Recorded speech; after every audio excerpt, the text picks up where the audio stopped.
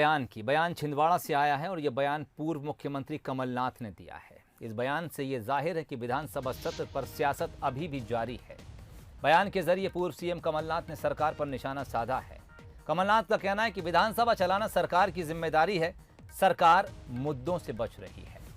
इसके अलावा कल रात हुई कैलाश विजयवर्गीय की भुट्टा पार्टी पर भी उन्होंने तंज कसा है। कमलनाथ का कहना है कि भुट्टा खाने से एक नहीं हुए तो लड्डू पार्टी कर सकते हैं। अब कमलनाथ के बयान पर बीजेपी ने भी पलटवार किया। सुनिए क्या कुछ कहा उन्होंने।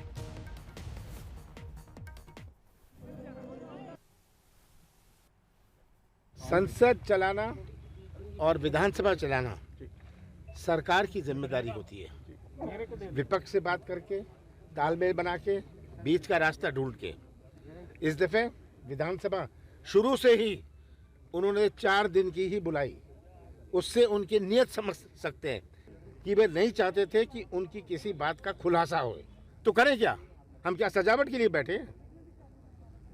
और विधानसभा समाप्त हो गई। अगर भुट्टा से ये एकजुट हो सकते थे तो इनको लड्डू पार्टी अब देनी चाहिए, शायद उससे और नज़दीक हो जाए। देखो, कमलनाथ जी जैसे लोगों के लिए तुलसीदास जी बहुत अच्छा लिख गए हैं, पर उपदेश कुशल बहुतेरे।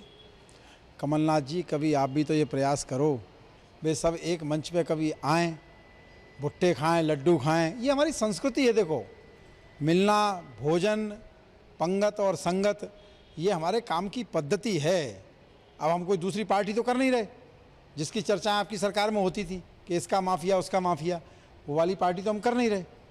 हम अगर भुट्टा खाते हैं, लड्डू खाते हैं, इस पर आपको आपत्ति है तो आप जो खाते हो उसकी पार्टी करो, कम से कम मिलो जुलो तो सही। चलिए, दोनों बयान आपको सुनवाए। पूर्व मुख्यमंत्री कमलनाथ का बयान भी सरकार पर निशाना साधा, भुट्टा पार्टी पर निशाना साधा, और बीजेपी की तरफ से भी आपको बयान सुनाया जिस पर कमलनाथ के बयान का जवाब दिया गया। एक बार फिर पार्टियों का रुख इन बयानों पर जान लेते हैं। कृष्ण गोपाल पाठक साहब मेरे साथ जुड़ गए, प्रवक्ता हैं बीजेपी के, फोन लाइन पर मौजूद हैं। और अजीत सिंह भदौरिया साहब भी मेरे साथ जुड़ गए, प्रवक्ता हैं कांग्रेस के। कृष्ण गोपाल पाठक साहब, शुरुआत आपसे करूंगा। जब विधानसभा सत्र खत्म हुआ, बीजेपी की तरफ से लगातार बयान आए, कहा गया कि विपक्ष ने सदन नहीं चलने दिया। अब कमलनाथ कह रहे हैं कि सदन तो दरअसल चलाना सरकार की जिम्मेदारी थी, उन्हें बीच का रास्ता निकालना चाहिए था। देखिए, लोकतंत्र में जो जनता जनादेश देती है, किसी पार्टी को सरकार में आकर प्रशासनिक निर्णय लेने का अधिकार देती है और किसी पार्टी को जनता की आवाज उठाने का अधिकार देती है, जिससे सरकार सतर्क रहे, सरकार सजग रहे। लेकिन मध्य प्रदेश में उल्टा हो रहा है। मध्य प्रदेश में सरकार सतर्कता की भी भूमिका में है, सजगता की भी भूमिका में है, साथ ही खुद ही जनता के मुद्दे तलाशती है, उनको उठाती है भारतीय जनता पार्टी और उनका निराकरण करती है। कांग्रेस को जो इस समय वर्तमान में जनादेश है, उपचुनावों में 29 में से 19 सीट हारने के बाद, वह यह था कि मध्य प्रदेश की जनता जनार्दन की आप आवाज उठाइए।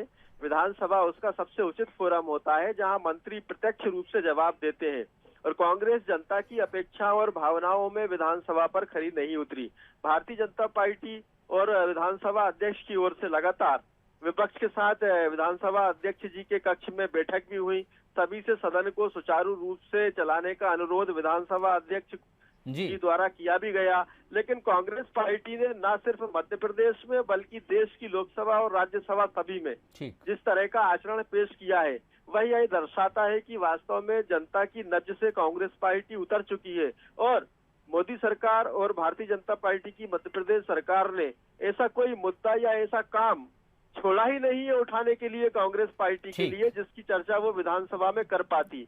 वास्तव में कांग्रेस पार्टी के पास ना तो कोई वक्ता बचा है विधानसभा, लोकसभा और राज्यसभा में बोलने वाला, और ना ही कोई विषय बचा है जनता जनार्दन के लिए विधानसभा, लोकसभा और राज्यसभा में उठाने वाला। और अपनी इस कमी को ढकने के लिए लोकसभा, विधानसभा और राज्यसभा तीनों जगह कांग्रेस पार्टी ने लगातार अपनी इस कमी को ढकने के लिए ही सदन को नहीं चलने दिया। मैं साफ तौर पर यह बड़ा आरोप लगा रहा हूँ, ना कांग्रेस के पास योग्यता है अपने सदस्यों में, ना ही उनके पास जनता का बात करने की क्षमता है, और ना ही वो वक्तव्य कला है जिसके माध्यम से वो विधानसभा, राज्यसभा या लोकसभा में अपनी बात उठा सके। दूसरी बात, कमलनाथ जी ने कल भारतीय जनता पार्टी के हमारे वरिष्ठ नेता कैलाश विजयवर्गीय जी द्वारा जो भुट्टा पार्टी दी गई उसका भी यहाँ पर जिक्र करने का काम किया है। ये तो भारतीय संस्कृति है। विभिन्न अवसरों पर अपनी नहीं, प्राकृतिक ठीक है उपजों, बस, जी। अपने त्योहारों पर ठीक, एक दूसरे से मिलकर एक दूसरे को अभिवादन करने का। हाँ, हमारे यहाँ भुट्टा पार्टी होती है, कांग्रेस पार्टी क्या कौन सी पार्टी होती है वो छोड़ बता दीजिए। नहीं पाते हैं, ना पार्टी, जनता के सामने बताने की हिम्मत रख पाठक सकते हैं। पाठक साहब पार्टी वाली बात छोड़ दीजिए, वो मेरे सवाल में शामिल नहीं थी। और अजीत सिंह भदौरिया साहब मेरे साथ जुड़े, उनसे सवाल ज़रूर मैं पूछ लेता हूँ। भदौरिया साहब, आप सुन रहा होंगे कृष्ण गोपाल पाठक साहब का। विधानसभा से पहले सर्वदलीय बैठक हुई और यकीनन उसमें ये रणनीति बनाई जाती है और एक सम्मति भी बनाई जाती है कि विधानसभा की कार्रवाई किस तरह चलनी है। क्या लगता है वहाँ पर ये तय नहीं हो पाया था क्या कि विधानसभा किस तरह चलेगी? क्योंकि हमने देखा कि जो पहला दिन था, सदन की कार्रवाई शुरू होने से पहले ही कांग्रेस ने हंगामा खड़ा किया और 4 दिन चलने वाला सत्र महज चंद घंटों के भीतर सिमट गया। और अब बयान ये है कि सदन चलाना कांग्रेस की जिम्मेदारी, माफ कीजिए सरकार की जिम्मेदारी।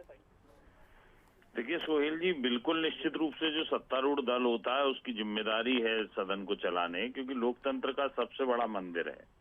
भारतीय जनता पार्टी की जब से मध्य प्रदेश में सरकार आई है, आप इतिहास उठा के देख लीजिए कि इन्होंने सदन से हमेशा भागने का काम किया। भदौरिया साहब, लोकतंत्र में बजट सत्र और दूसरे सत्र रहते हैं, ये जनता की आवाज उठाने का उनके जनप्रतिनिधियों का माध्यम रहता है सदन। और भारतीय जनता पार्टी हमेशा अपने सत्रों नहीं को भदौरिया साहब, छोटा करते चली आई। सवाल मेरा ये है कि क्या सर्वदलीय जो बैठक हुई थी उसमें ये तय नहीं हो पाया था आपकी पार्टी के नेता का सत्ता पक्ष के साथ कि किस तरह सदन चलाना है? क्या वहां पर एकमत नहीं थे? बिल्कुल, जब सर्वदलीय बैठक होती है उस समय इनका व्यू अलग रहता है।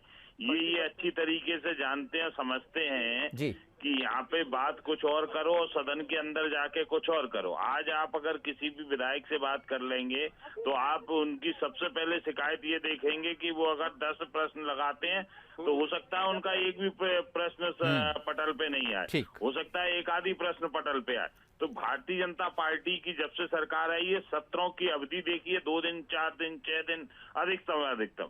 और 10 साल दिग्विजय सिंह जी की सरकार रही, उस समय के आप सत्रों की अवधि देख लीजिए, 20 दिन, 25 दिन, 30 दिन, 40 दिन, ऐसे विधानसभा के सत्र लगातार चलाती चली है। चलिए, बहुत शुक्रिया तमाम बातचीत के लिए। भदौरिया साहब का कहना है कि सत्र की अवधि कम करना इस रणनीति का हिस्सा है कि सदन को ज्यादा दिन नहीं चलने देना। वहीं उन्होंने ये भी शिकायत की कि विधायकों ने जो प्रश्न लगाए थे उनकी संख्या घटा दी जाती है।